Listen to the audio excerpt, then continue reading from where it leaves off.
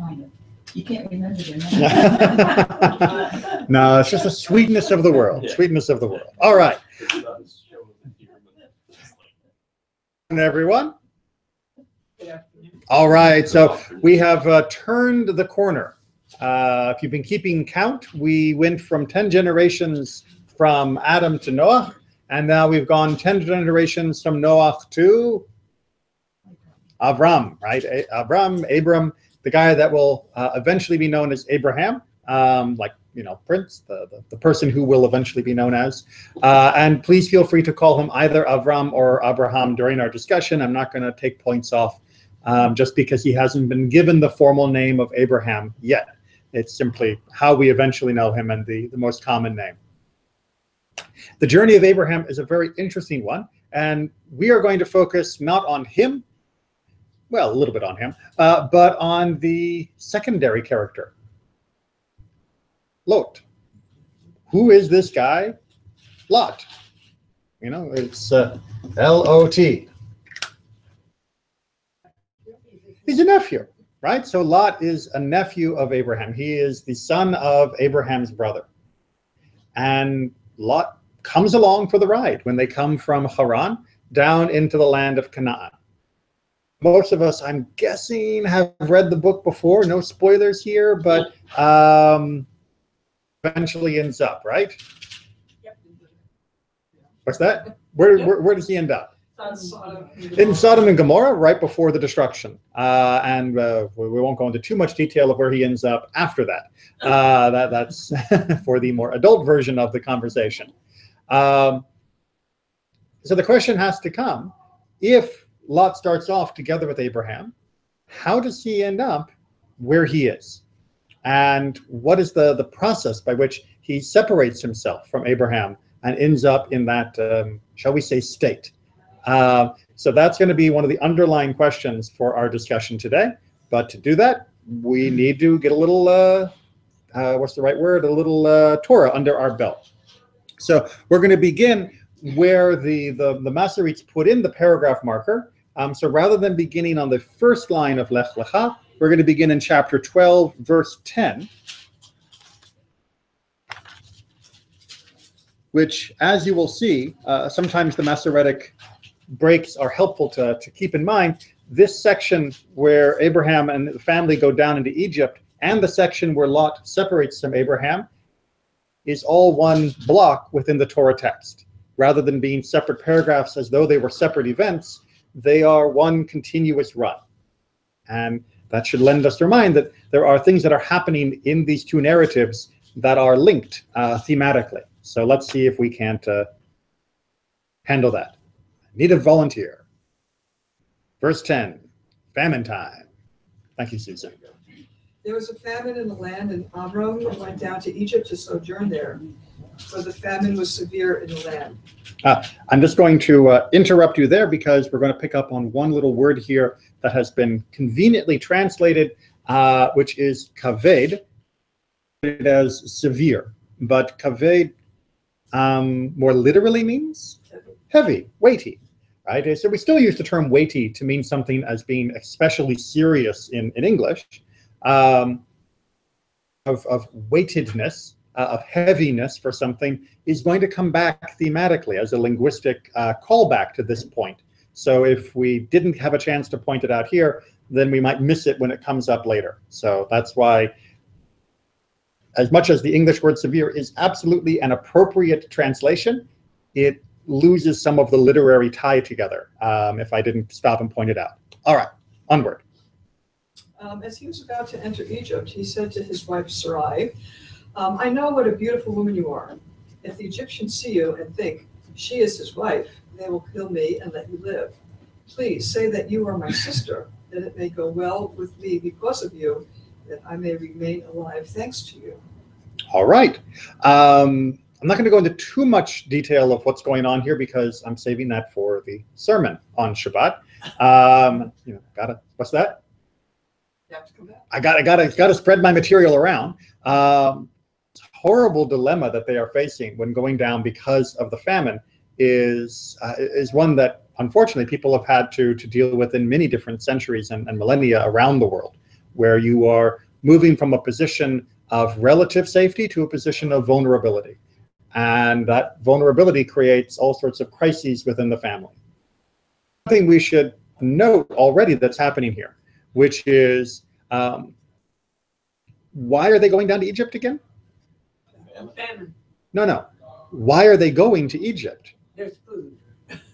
No. Why are they going to Egypt? God told them to leave. Did he? No. God told them to go to the land I will show you, to Canaan.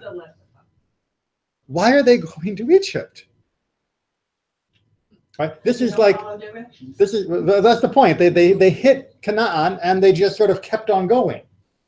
And it should be a little shocking to us, because God had told him, I will bless you and you're going to be this wonderful nation. And they get to the land that God had promised them, and there isn't enough food. Like very quickly after their arrival, they are already in mass famine, the kaved, the heavy famine. It's not just a little annoying famine, the kind that you deal with all the time. And they are forced to flee. That instability, that unfulfillment of the promise that a person might have thought was intended by God, is something that's going to eventually come back in the relationship between Lot and Avram. Right? If you were traveling with Avram and you knew that Avram had this message, this mission from God to come to a land that was going to be rich and wonderful and that was going to be your inheritance, and you arrive at this new place and you're looking around and it looks pretty great, and then a short while afterwards there is no food and you're going to have to flee to get out of it, what is your estimation of God's promise at that point? Worth the words it was printed on, or said with, or whatever you want to put it on. Is it a really reliable promise? Now, obviously Avram is not saying, God made me this problem, I'm out of here, I'm off to Egypt. But someone who's traveling with Avram might begin to have that feeling. That if I'm coming with Avram because of the blessing, and the blessing turns to famine, why am I sticking around? You can see the beginnings, the seeds of doubts, if you will. Mm-hmm. All right, so let's keep going with the experience in Egypt. So we're assuming that Avram went to Egypt with his entourage? That is the assumption, and that's good. Well, it doesn't say here, but it will say on the outside, on the return trip. But do pay attention to who he's traveling with when we get there. All right. When Avram entered Egypt, the Egyptians saw how very beautiful the woman was. Pharaoh's courtiers saw her and praised her to Pharaoh, and the woman was taken into Pharaoh's palace. And it went well with Avram. He acquired sheep, oxen, asses, male and female slaves, she-asses, and camels. All right, so just as a little bit of an aside on what's happening here, there is there's often a reluctance to talk about this episode because it makes Avram look like he's sold. Right? The traditional understanding of this is the ploy that they had planned to engage was, we get there and I'm going to say you're my sister, and someone's going to say, great, how much for your sister? And I'm going to say 1,000, and they're going to say, woo, too rich for my blood. Someone else will say, well, I'll give you 1,000, and then if they say they're going to give me 1,000, I'll add another condition and say 1,000 plus 100 camels, and I'll keep outbidding or forcing them to raise the bid to the point that no one's going to want you. All right, so that was the strategy, according to the Midrash, was you'll be called my sister, but don't worry, I'm not going to sell you because no one will be able to pay the price that I'm going to keep upping for. Right? Pretty solid plan? What goes wrong? Who wants her? Pharaoh. Didn't plan for that. It's like, you think, oh, I'm gonna wear this, and if anyone offers to buy it from me, I don't have to worry about it because I'll keep raising the price, and then you're meeting Bill Gates. Okay, I can't raise the price high enough anymore, and if I just keep sounding like I'm saying no, then I'm dead. he's backed himself into a corner by being confronted with this power that is in Egypt, this autocratic, has life and death in his hands, Pharaoh, that now he is facing the danger that he feared, which is that he's going to be dead because of the woman that he's with. So he goes ahead and allows something to happen, hoping, trusting, believing that it will work out for the best, which it does. Yes. It just leaves a curious image of who hangs out at the border crossing. Well, it's not just a question of hanging out of the border crossing. It's a question of how quickly would word spread that if you were able to direct towards Pharaoh's household would get you favor with Pharaoh, right? So remember, he hears about it from his courtiers, the other people in Pharaoh's court. All it takes is one border official to say a pretty woman came in, and he gets that money to some low-level bureaucrat for a payback. That bureaucrat gives it to a higher-level bureaucrat for a payback, all the way up to Pharaoh, so that someone can gain the bonus points for having brought this woman to Pharaoh's attention, because they know what Pharaoh likes, right? Pharaoh likes a shapely woman, and if we can be the ones to provide a new form of entertainment for Pharaoh, then our stock is rising within the pharaonic court. It's a terrible power system. It's so incredibly corrupt and abusive. It's called ancient Egypt. And we see it in just a few verses, the basic structure of how their society worked. And what happens when you have that type of authority system, and how people will feed into it, much to the detriment of people. Because for every woman like Sarah who was saved, there were probably hundreds that were not saved that ended up in Pharaoh's harem, despite the protestations of their families.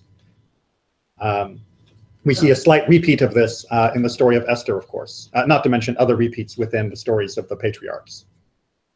All right, so, but thankfully, Sarah is spared, which is why we come to verse 17. But the Lord afflicted Pharaoh and his household with mighty plagues on account of Sarai, the wife of Abram. Pharaoh sent for Abram and said, "What is this you have done to me? Why did you not tell me that she was your wife?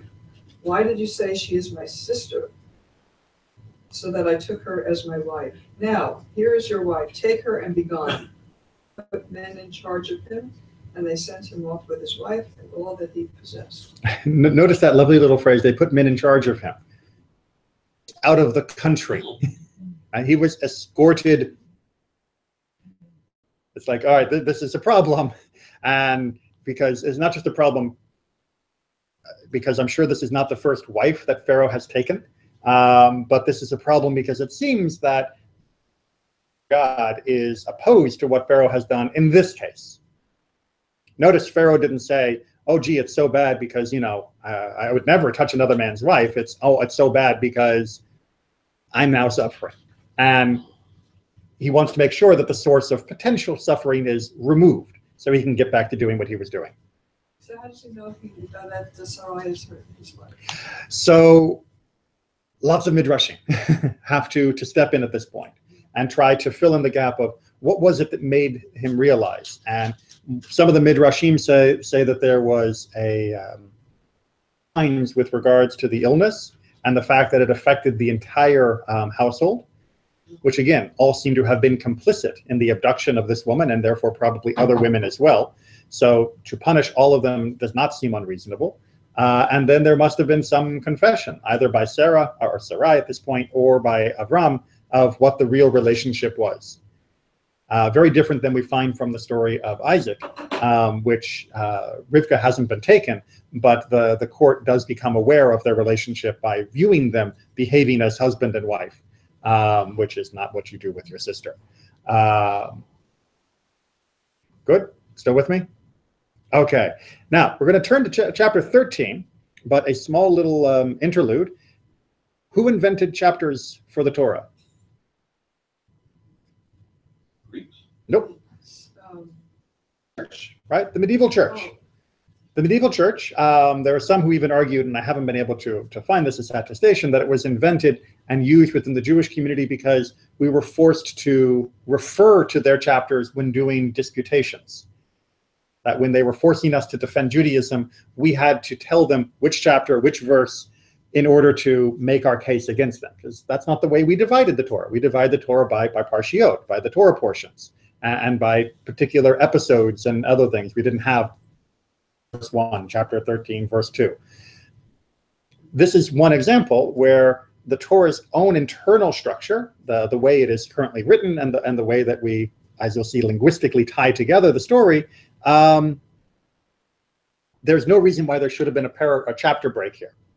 But the medieval Christians thought there should be, and so we're moving into chapter 13, which is really a continuation of the story. But unfortunately, because it has a giant 13 in front of it, it blunts our mind from thinking that this is the same story. And instead, we, as you know, just as the way we read, we categorize it as being the next thing that happened, rather than more of what we just read.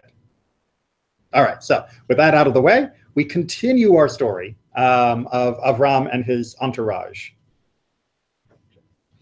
From Egypt, Avram went up into the Negev with his wife and all that he possessed, together with Lot. There's our guy that I mentioned a long time ago. Up now from Egypt, together with his wife and all that he possessed, and together with Lot, right? And Lot was with him. Oh, what? And Lot was with him, right? So, I mean, the phrase together, it depends on how you want to translate, right? But it says velot imo. Lot was with him. Would be perhaps a more hyper-literal, which isn't always better, but might give us more of a flavor of the text. We'll be coming back to that phrase in a little bit. All right, so let's get to the conflict. Now, Avram was very rich in cattle, silver, and gold, and he proceeded by stages from the Negev as far as Bethel, to the place where his tent had been formerly, between Bethel and Ai. All right, pause real quick. I know that that's a really terrible place to pause. Again, thank you for putting the verses there. But you said he was very rich. Does it say that he was rich? I don't see the Hebrew word for rich in verse 2. It says what? He was kaved. He was kaved. Wait, I've heard that word before. What was kaved before? Severe. Right, for the famine, right? The famine was kaved, and now Avram is kaved. And now we're assuming we're not thinking that Avram is heavy in that literal sense, because the rest of the verse goes on to detail his possessions. And indeed, the idea that he was wealthy as kaved is a perfectly reasonable one. But again, if we didn't see that the word was kaved, we wouldn't realize that this is an echo, that he left Israel because the famine was heavy, and he's returning to Israel with him being heavy. The severity, but he's returning wealthy. And that is, like I said, it's a callback to that original language in that first case. But the author, who has a very good vocabulary and doesn't really need a thesaurus, was able to find a great synonym to describe both his wealth as he had become blessed in what should have been a time of loss, and to do so in a way that echoes from both the loss as well as the gain. Impressive for an author to do. I mean, if you look at the word and equate it to laden, then you could say that laden going into Egypt was, Exactly. and he was laden down with possessions coming out. Right. In other words, the heaviness could be a physical one, meaning that the famine was a very severe burden on, and maybe the possessions could be a burden as well. I mean, indeed, the possessions are going to become the crux of the problem in just a few seconds. And so that is a very good observation, that the possessions are a burden in more ways than one. But what is this also telling us about the promise that God had made to Avram? And prospering and all of that. prosperous. Yeah. I mean, any Shlemiel can make a fortune when the economy is good. But who can flee as a refugee because of a famine and come back much wealthier than you left. You know, that's a businessman. Or That, that's a pretty wife. or that is somebody who is, yeah, but He makes the all pretty that wife up should have for her. led to his death. But the fact that he came back with wife intact, with family intact, with his own life intact, and his wealth, that's how God can turn a heavy famine into a heavy blessing. And that should stand out as being one of those wow moments of look what happened here, of God reversing what was expected. I mean, my thought goes to when in Israel exited Egypt the next time. They were Absolutely. burdened with a lot of possessions as well. This is not the Is first this time the we've kind of left. thing that they do all the time? Right. This is not the only time we leave Egypt wealthy. Exactly right. If you have a bad time, go to Egypt, stay there for a bit, you'll leave better than when you went. A little bit of slavery there, but that's a little bit later today. We'll talk about how that works. Actually, the rabbis in the Mishnah, they say this trip that Abram took to Egypt was A test Sure, run, yeah. a precursor. Yes. What will happen in the future? Exactly. Although Avram got off easy compared to our ancestors, but you're right that there's an echo to what happens in Egypt at this point, and echoes can come earlier rather than after the event. You're just not thinking like God, because time doesn't move in only one direction for the Almighty. God can make the echo come before the sound. All right, so let's get to the controversy. Pick up on verse 4. I'm afraid I interrupted you there. The site of the altar that he had built there at first, and there Abram invoked the Lord by name. So he's back where he started from having first entered the land. He's done this little detour to Egypt, but it has only come out well for him. Lot, who went with Abram, also had flocks and herds and tents, so that the land could not support them staying together, for their possessions were so great that they could not remain together. All right, so here becomes the nub of the issue. Now both exceedingly wealthy, and they are both shepherds, which means their wealth takes room.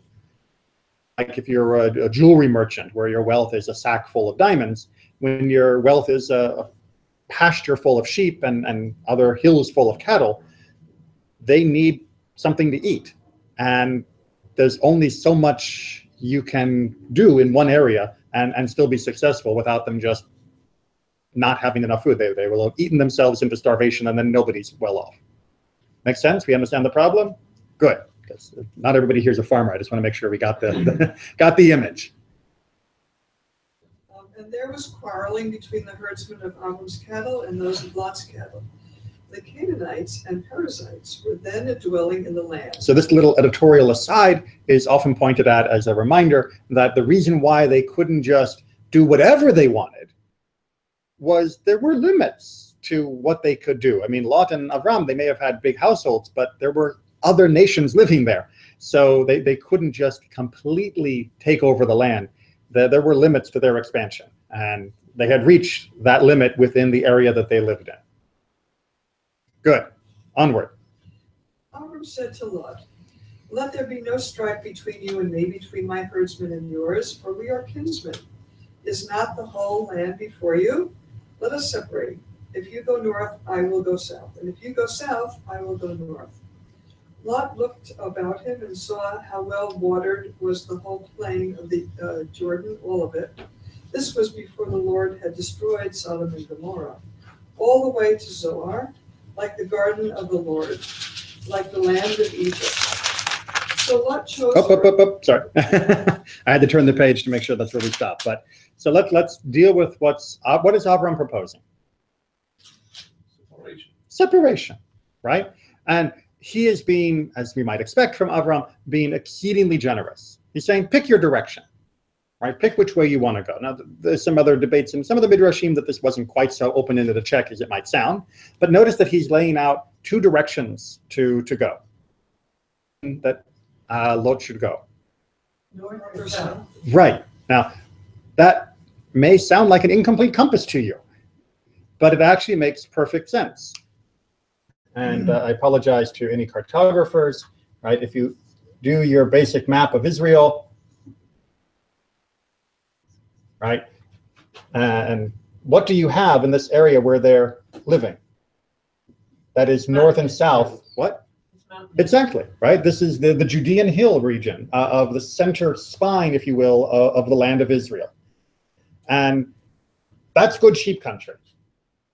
It's also not connected to the major population centers that are on the plains, on the coastal plains, and on the Jordan Valley plains, which are dominated by the Canaanites. Being along the Central Valley keeps slightly reduced contact with the neighbors, and saying, if you want to go north along the ridge, I'll go south. If you want to go south along the ridge, I'll go north. It makes it sense why he doesn't just say, pick a direction and I'll go the opposite. But he's saying, this is the right place for us to be. You just pick which side you want to be on. And Lot chooses, he doesn't choose north or south. He goes east. Because he goes to Jericho. He goes Sodom and Gomorrah, right? He goes to, which is in the plain of Jericho, where eventually we'll come across. It's in that Jordan Valley, the Jordan River Valley. That wasn't one of the options. I thought it was at the southern end of the Dead Sea. At the southern end, perhaps, but it's definitely within that valley, the Rift Valley that comes through there. It is not north or south of where Avram and Lot are currently standing, which is a bit of a problem. So Lot then has decided to go down there. And what does he go down there for? Why? Why does he pick that place? Lush. It's lush. Isn't it a great word, right? It is lush. Like?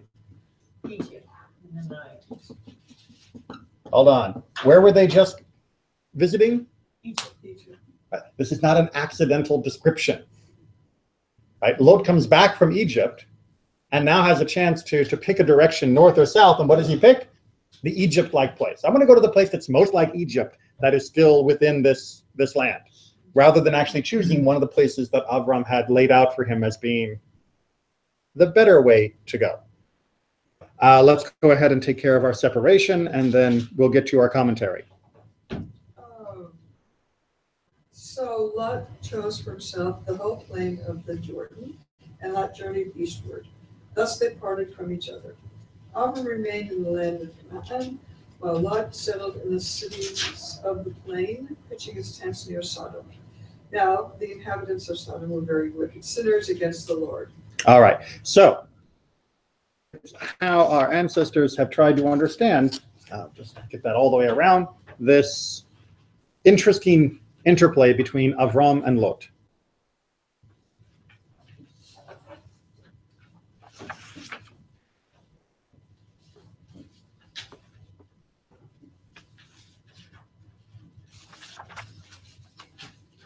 And sorry, that first line where it says Parashat Lechah, that should have been in bold and centered, but I forgot to format it. So we're assuming that Abram divided his possessions amongst Lot and... Oh, right. So why was Lot wealthy? Yeah. Right? I mean, come on. Where did his wealth come from? Was it because of when they had left Haran that he was already wealthy? But his wealth was such that he was not necessarily a rival to Avram, but at least significant enough that it inconvenienced Avram to have him nearby? When did he get so rich? And the answer is going to be explained in our first midrash. Lot enjoyed 4 boons on account of Abraham. And Lot went with him, and Lot also, etc. Mm-hmm. And he also brought back his brother Lot and his goods. And it came to pass when God destroyed the cities of the plain that God remembered Abraham and sent Lot out of the midst of the overthrow. All right, so of course the Midrash assumes you already have memorized the entire Torah. So you got all those references, right? All right, so the last one is the one that we're most familiar with, that when Sodom and Gomorrah and the other cities of the plains are destroyed, Lot gets a get-out-of-jail-free card and is able to escape that destruction. We're all familiar with that story, right? In chapter 14, it's talking about the rescue mission, when Lot is taken as a captive by the kings who come and invade. Avram goes after him, and is able to rescue him from that war. So that's the third boon in our list. And then 1 and 2 are both referring to the fact that Lot was traveling with Avram, right? The fact that Avram brought him to Canaan, and the fact that he was therefore able to do well because of being with Avram is being spoken of in our first 2 quotes that are there. Make sense? So why is Lot enjoying these special treatments? The generosity of his- Because of the generosity and the proximity, right? Just because he's with him, he is getting special treatment as far as blessing and divine favor. It's as though Avram has an umbrella of divine blessing that is helping to shield or help to grow the people that are with him. And that should not come as a surprise, because after all, what was one of the main points of the blessing that God makes to Avram? Right? I will bless you, and those who bless you, I will bless. Right? So there's already a notion that with Avram as the focus, people who are good to Avram and with Avram are going to do well, and those who are against are not going to do so well. So Lot being with Avram, he's doing well according to the Midrash. That's part of the bargain. And we've got at least 4 good examples of how that works. So far, so good. Okay, but then the Midrash has to stick a knife in it. Now, in return for these, his descendants should have requited us with kindness. Yet not alone did they not requite us with kindness, but they even did us evil. Thus it is written, and he sent messengers unto Balaam. All right, so who sent messengers to Balaam? Of course, but what country was he from? The Moabites. Who are the Moabites descended from? And his daughters. So the Midrash is pointing out that when Lot was with Avram, he enjoyed all of these blessings, which when we were leaving Egypt and in need of help, they should have at least repaid that kindness. But not only did they fail to repay it, but they actually did active harm to us by trying to attack us with Balaam and all their other machinations. So it's just showing the ingratitude of Lot's descendants, which might also be trying to cast a little bit of a shadow backwards, again, sort of the echo in reverse, onto Lot, and maybe understand a little bit more about his nature, of what kind of man was he, that this is how his descendants would behave. We can ask that question about Lot in many different stories of what kind of man is he if, by all of his actions as well as his descendants. All right, one more point from Rashi to make it even clearer. Who went with Abraham? What caused Lot to have all of this? The fact that he was accompanying Abraham. All right, so we, the omniscient reader, we should be aware that Lot is benefiting because of what Abraham, because he's with Avram. Which means that when Lot, let me get my English straight, when Avram tells Lot, we need to separate because there is strife between your shepherds and my shepherds, have been Lot's answer. No, absolutely not. I'm not leaving, right? You are the goose that lays golden eggs. Or at the very least, I think you're wonderful, Uncle Avram, and I want to stay with you. Let me liquidate my assets, right? Let me sell off some of the sheep. I'll go into shoemaking. I mean, whatever, just let me stay with you because I know with you is better than without you, no matter how many sheep and cattle I've got. And yet that's not what Lot chooses. And Avram gets a little flack in the Midrash as well for even presenting the choice, which is where we get to in our next Midrash. If you wouldn't mind. Rabbi Yehuda said, there was anger in heaven against our father Abraham when his nephew Lot parted from him. Cleave to me, said the Holy One, blessed be he, that he does not cause his brother's son to cleave to me. Think of the insult, right? Think of the publicity. Right? Avram is out here making souls, as the Midrash puts it, of helping people realize that there is only one God. There's this radical monotheistic imperative. There's this morality that he's trying to bring into an area that would just as soon kill you and steal your wife. And so people are being gathered to this vision and this teaching of Avram, which is one of the reasons why he's grown so large and heavy. and he can't keep his nephew around, right? And he's saying for his nephew to leave. It's like God is like, I'm using you to attract people to me, and you're letting one go, and one that should have been a gimme, right? Your nephew should have been the one we could have guaranteed would stick around, and yet you're showing him the door.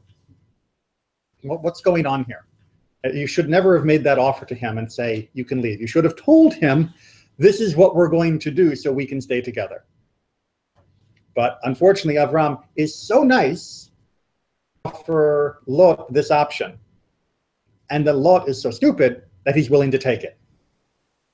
And that's sort of at the heart of this issue. But maybe Abraham knows that Lot's a problem. So I mean, there's been episodes along the way where I think. Well, we haven't had anything yet with Lot's character, but the fact certainly they've been hanging out. That the people who he hires are getting into fights with disagreements.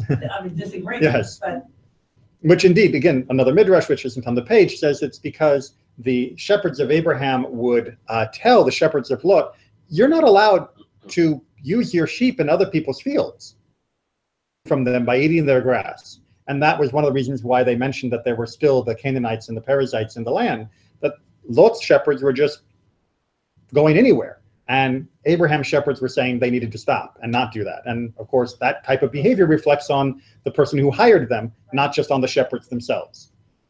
So perhaps there was some issues with Lot, but there's a reason why Avram probably wanted Lot around, good or bad, and why he still is caring about him. And that's why we're going to read from Rabbi Nehemiah. So thank you for the segue for the second half of the Midrash. Fourth line of the paragraph you were reading.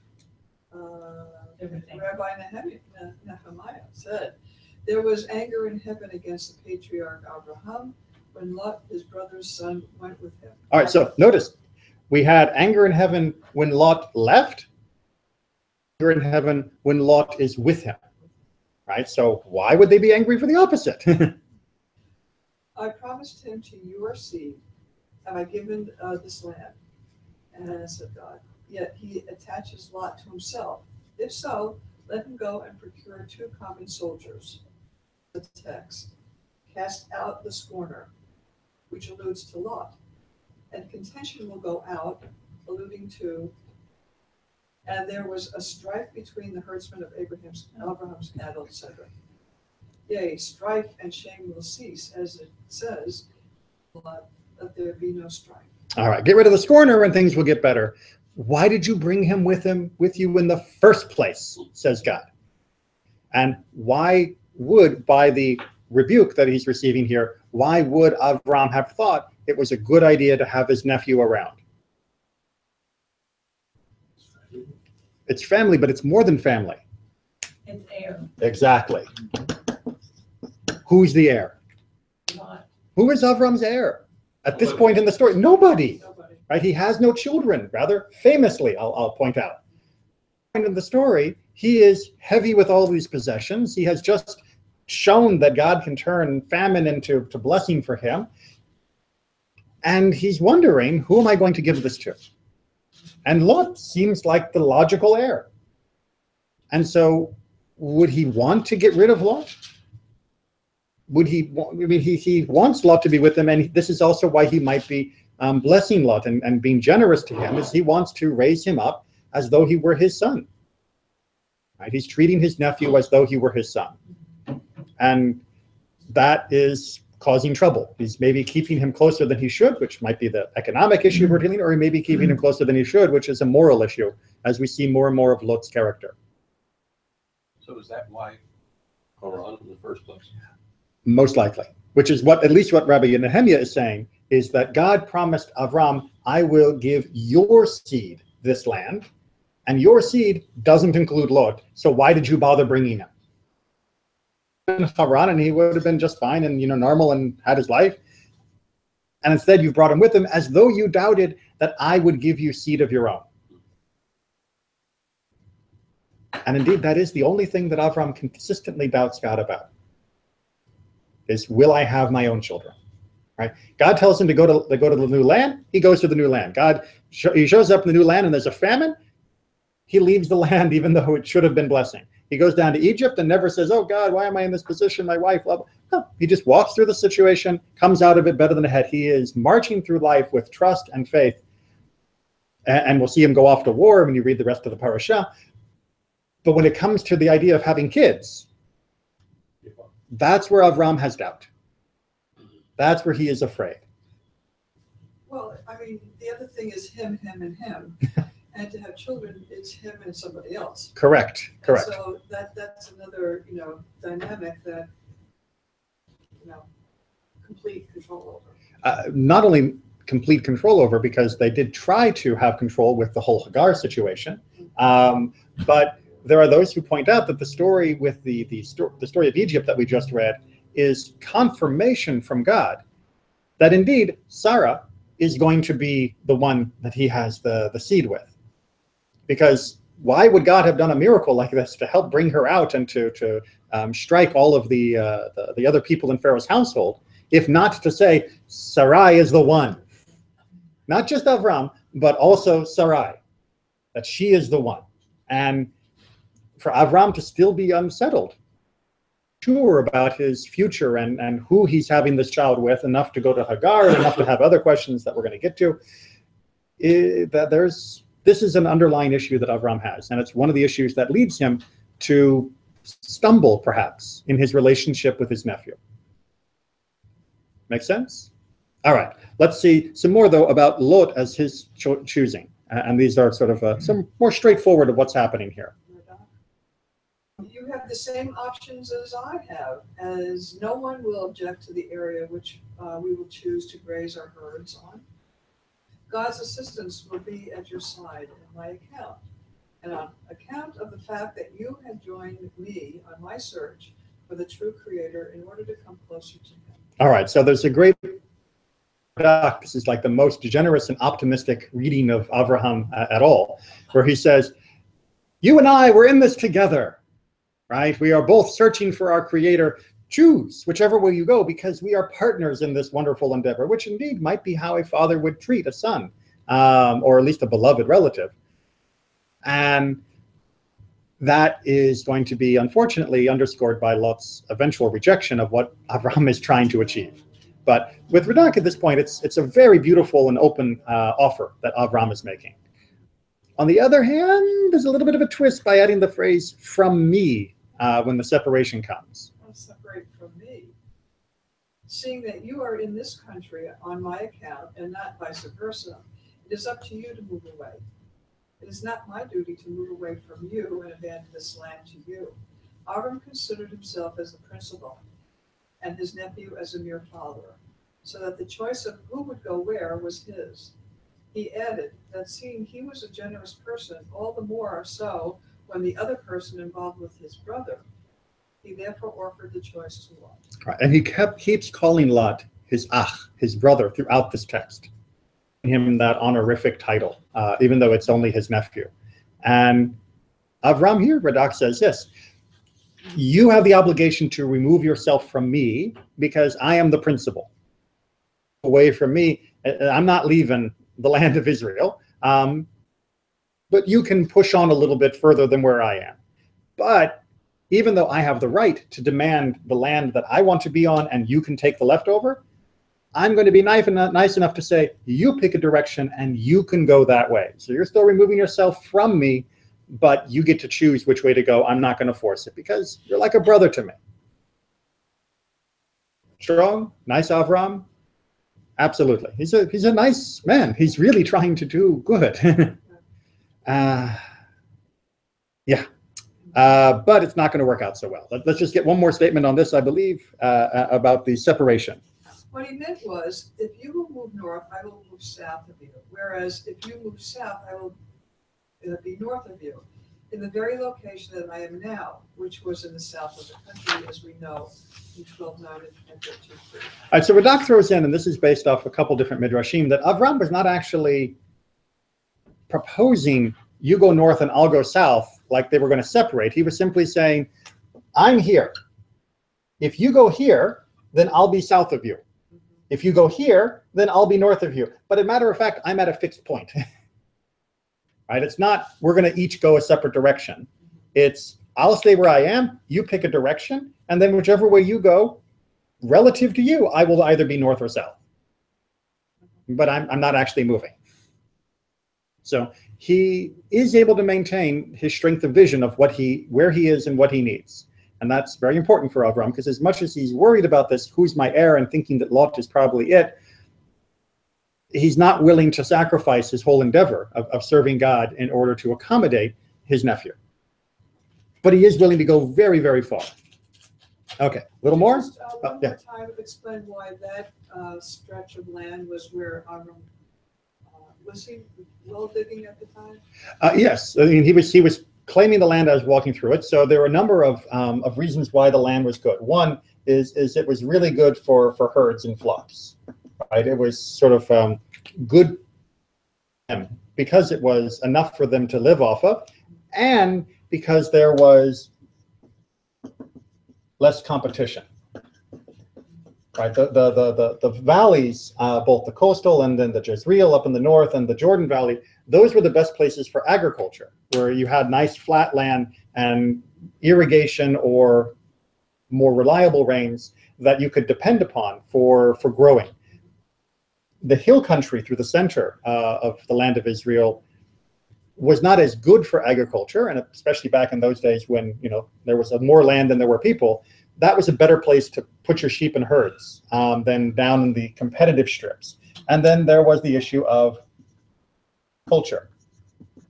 I know Avram bumps into people from the Canaanite culture, but has very superficial relationships with them. He doesn't form alliances. He doesn't form deep connections. And as we find later on, when it's time for a child, for a wife to be found for Isaac, he definitely doesn't want anybody from the local area.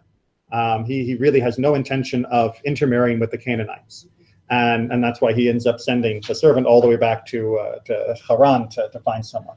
So this centerpiece, this is where the heart of his life is going to reside. And he believes that should be the answer for Lot as well. And Lot instead goes, no, I like the Jordan Valley because it's just like Egypt. And that seems like a whole lot better than walking up and down these hills.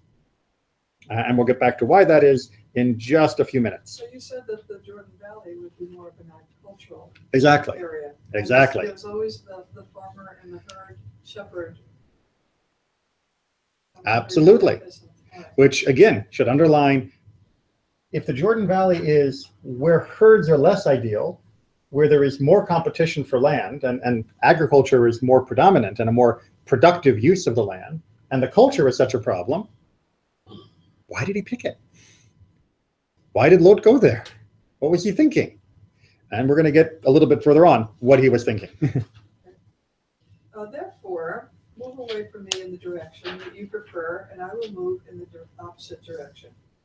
If you select grazing land to the left, I will select grazing land to the right. Right. So Sforno goes for a more literal surface level, saying, no, you pick a direction, I'll go the opposite. It's how we might read it ourselves. Rashi, on the other hand, talking about this relationship. Wherever you settle down, I will not go far from you, and I will stand by you as a shield and as a helper. Ultimately, indeed, Lot was really in need of him, as it is said in Genesis, and Abram heard that his brother was taken captive. All right. So when he says you go north and I'll stay to the south, it's not, according to Rashi, saying that we're going to be separated hugely. It's I'll be right next to you in this direction compared to that direction. The assurance, not as a separation.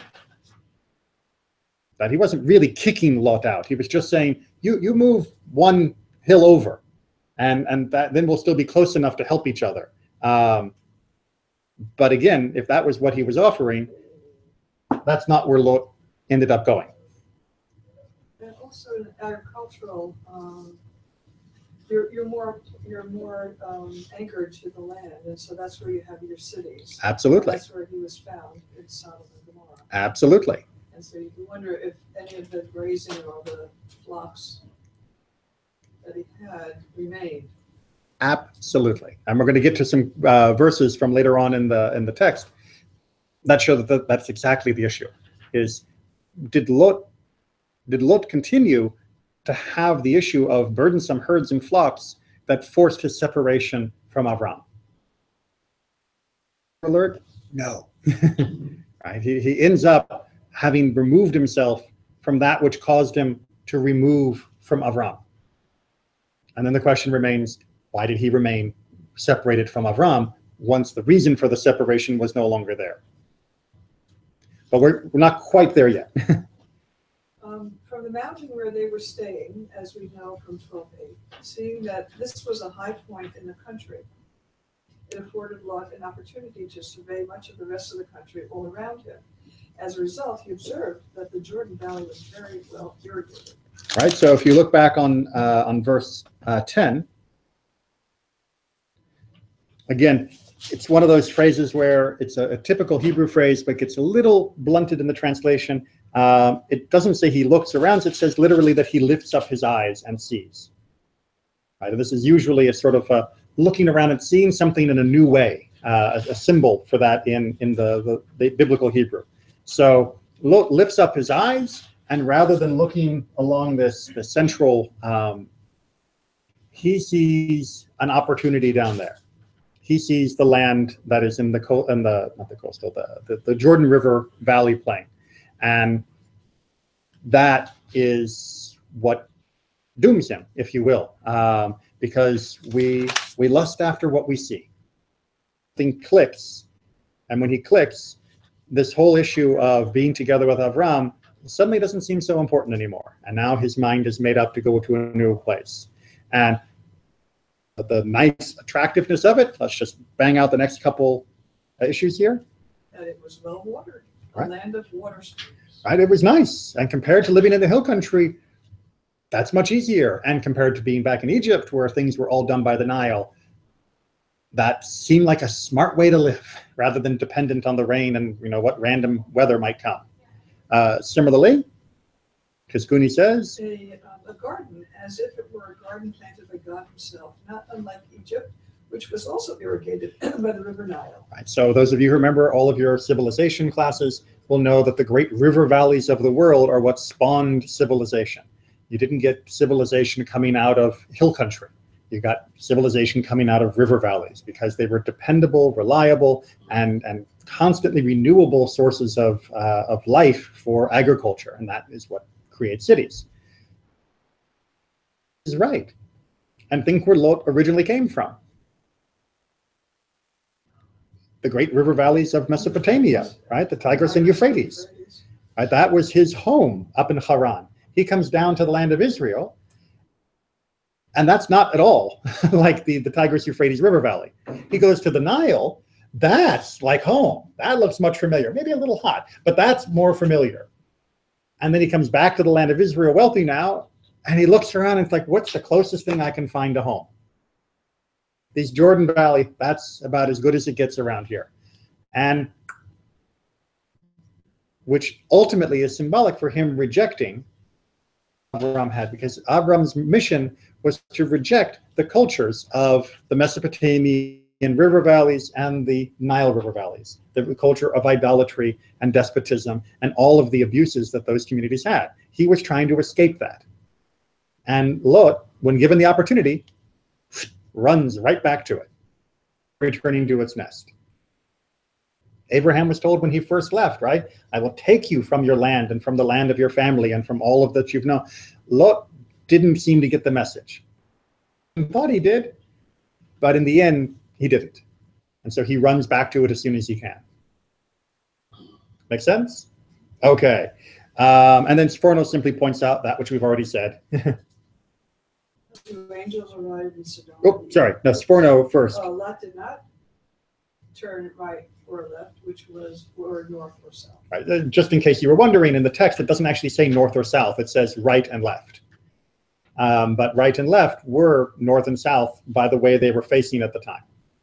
So, and Lot doesn't go in either direction. He ends up going eastward, which is, I'm not taking your choices, Avram. I'm charting my own path. And that's not a good one. All right, so what are we going to learn about Lot then from this next verse, which is from the Sodom and Gomorrah story that we perhaps know a bit more clearly. The two angels arrived in Sodom in the evening, as Lot was sitting in the gate of Sodom. When Lot saw them, he rose to greet them, and, bowing low, with his face to the ground. But he urged them strongly. So they turned his way and entered his house. All right. What have we just learned about Lot? Chapters down the road. He's sitting in the gate. He's sitting in the gate. He lives in a city. And where is his tent pitched? He doesn't have a tent. He has a house. Right? He has a house. He's gotten rid of the tent. He's upgraded to a house in a city. That's what he always wanted. Isn't that also indicative of you're a ruler? And he sits at the gates and talks about. So sitting in the gate was often seen as being one of the elders of the town, the people that were there that would make decisions on behalf of the community. But in this particular case, it seems like he's at least imitating Abraham, who also sat in the gate of his tent when he visited or was visited by these exact same visitors, the angels. But whereas Abraham was sitting in a tent, they're both being hospitable, but in very different locales. And Lot takes them into his into his house rather than into a tent. Lot has become urban in a very short time, it seems. And that urbanization is more to do with his character than with the property market. He has decided this is where he wants to be. This wasn't where he wanted to be. Like, let's say, for example, that he has handed over his flocks and everything, and maybe he still has them, but someone else is tending to them while he lives in the city. If that was a solution, why didn't he go back and live with Avram? The solution was, well, yes, you're right. My flocks are too big and too numerous, and my herds are everywhere, and we're getting into fights. Tell you what, I'll have my steward look after my herds way up in the north of the country, but I'll stay here with you. And, I'll send messages back and forth, and we'll take care of my flocks at a distance, which was normal for wealthy people to do in many parts of the world at this time. Not everybody lived out with their flocks. They would live somewhere more comfortable. Lot has chosen someplace more comfortable, a place that is not exactly known for being very good, and was not known for being good at that time. It wasn't like that reputation came later. I did that whatever he's done with his wealth, he has somehow decided that where he wants to put down his head at night is inside the city of Sodom. And that's telling on his character, because he solved the problem of why he needed to separate from Avram, and yet he has remained separated. It was more than just about the property. It was about what they each really wanted in life. Okay, onward. Let's get back to Avram's fears from later in this Torah portion. Avram said further, "Since you have granted me no offspring, my steward will be my heir." Right? So this is actually the second time that Avram says this in this particular chapter, that Avram is worried about his heir. Lot has just left and gone a place that was probably surprising to Avram. 17, Avram is going, all right, so I thought Lot was with me, right? Imo, he was with him. And now he's gone off, not north, not south, but east. Just blew my mind. So I guess my heir, Eliezer, he's going to be the guy who takes over when I die, right? He is still afraid. God is saying, don't be afraid. And the don't be afraid is going to be wrapped up with this question of who's the heir. Behold, the word of the Lord came to him in reply. That one shall not be your heir. None but your very own issue shall be your heir.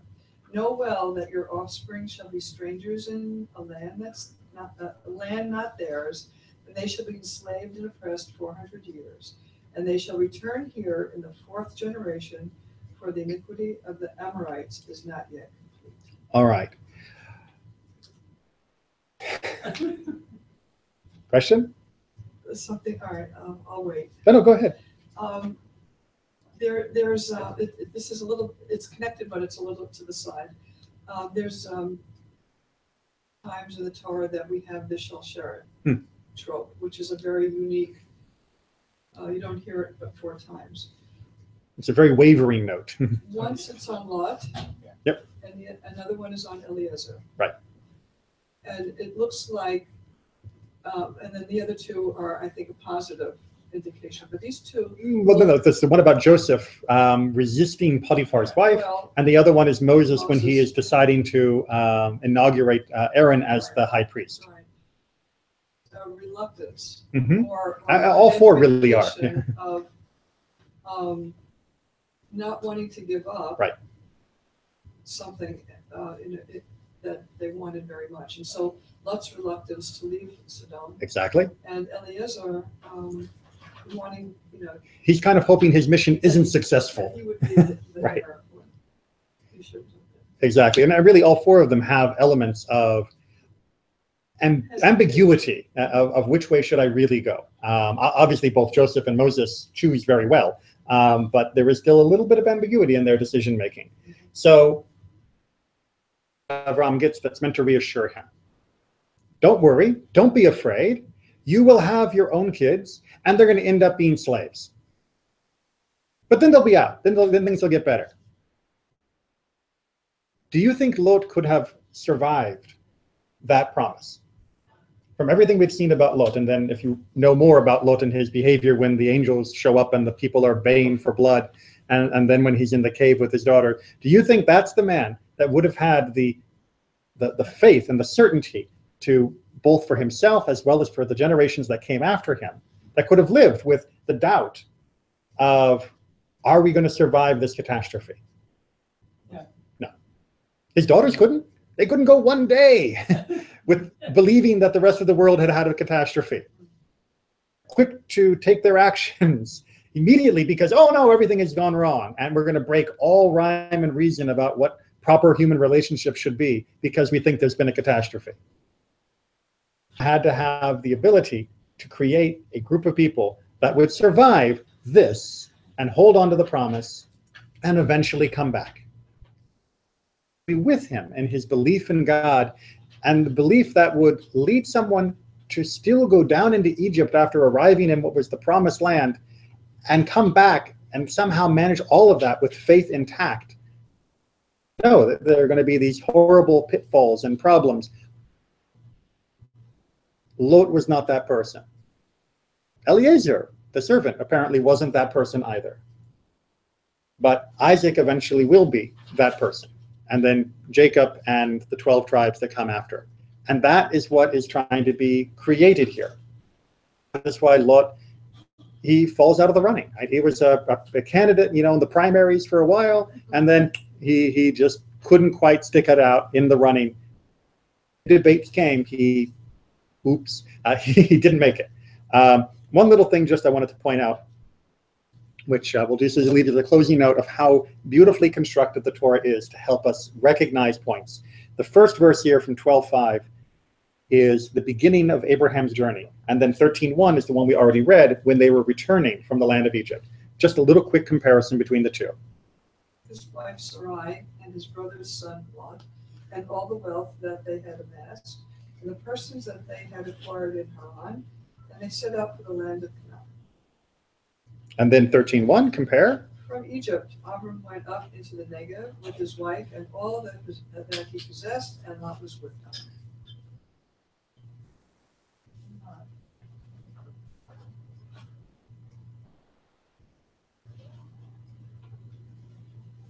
In going to Canaan, you have wife, and then you have stuff, right? Coming back from Egypt, you have wife, stuff, and also ran is straggling the Lot, and Lot is coming back with him. Right? Lot is more distant from Avram in the return from Egypt. Why? Because his heart was probably still in Egypt. Right? His heart wanted to be with that Nile Valley culture. And that's beginning to show the cracks. He came with Avram and had some strength, although you will notice in that first verse, Avram took him with him, which implies a certain element of, come on, nephew, we're going. Arm around the shoulder, and maybe didn't notice Lot was dragging his feet a bit. But by the time they're returning from Egypt, Lot is beginning to really feel clearly for himself what he wants in life. And it's not Uncle Abe. Lot, the son of Abraham's brother who died, Presumably, yes. so he doesn't fit in actually anywhere. I mean, the other brother had Laban and Rivka. Right. Well, he doesn't fit in naturally anywhere, but he eventually chooses where he wants to fit in. Right? He doesn't have a family per se to call his own. He could have stayed back in Haran, or he could have come with Avram, and Avram seems to have been the stronger personality, and so he took Lot with him, which might also just have been his kindness of looking after his orphan nephew. Yeah, he's an orphan. But Lot in his heart really doesn't belong with Avram. Right. Well, when you look at Abram, you're saying, well, this is the first person that we recognize as Hebrew or Jewish or Right. monotheistic. Right. And so they set up the tests in Right. his life, but Lot was also tested. Mm-hmm. And I think in the beginning, if you don't have that severe faith, Mm. then it doesn't reach us in Exactly. the 21st century. It has to really be solid in the beginning to have the inertia to go forward throughout millennia.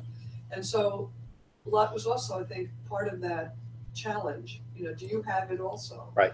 We're going to, give you we're going to see if you can get over Right. that. And the answer? And weed out the people that are not going to be able to go through. Right. The whole beginning of the whole entirety of the book of Genesis is weeding out, perfect phrase, of people who are not really willing to stand and live that life. God starts with Adam and Eve. That doesn't work out. Cain and Abel doesn't work out. Noah, it's working out. And Tower of Babel doesn't really work out. And finally, God says, all right, I found this guy, Abraham. I found one. I found one. And now, if I can just get him to have kids, one of them was good.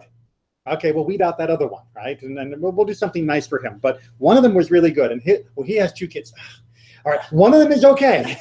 We'll weed out the other one. We'll be kind of nice to him because, family. Oh, he had 12 kids. That's great. Oh, man, but look. Reconcile, right? They're not going to fall apart again. The family will continue. And that is when Genesis closes and now Exodus can begin, because we decided we were going to hold together as a people. It worked. The investment in Avram, and who became Abraham, who went on to Isaac, and who went on to Jacob, it eventually pays off. And that is what leads us to be the nation that we are. But to get there. And Lot was unfortunately a branch that had nowhere to go. It was a dead end. But you'll be happy to know that eventually come all the way back up and around and come back in David, with Ruth. it's also, Abraham clearly is willing to invest in Lot. Yes. Oh, he's absolutely willing to give him every help he Every can. opportunity, Yes. and that says a lot about him. Oh, absolutely. That, here he has a relative who isn't measuring up, but he's willing to keep on looking after him. And that, to sacrifice himself, to put himself in danger. and to point out what happens with Ruth says much more about Ruth than it does about Lot. Right. Right? Ruth has all the qualities that Lot should have had. But unfortunately, he didn't. But she does. All right. Take care, everyone. Keep studying. Keep reading.